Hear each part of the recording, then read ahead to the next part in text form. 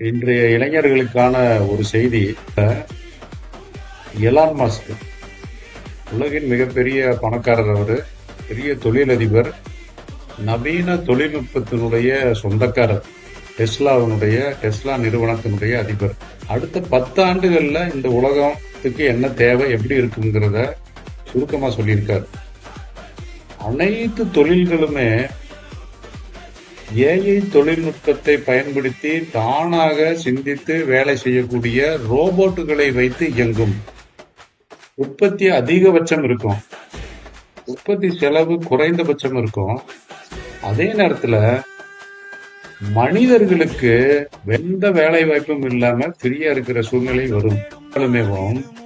வாங்கும் திறமை மனிதர்களிடம் இருக்காது. என்ன கவர்மெண்ட் வில் டேக் கேர். அரசாங்கம் நம்மளுக்கு மனிதர்களுக்கு தேவை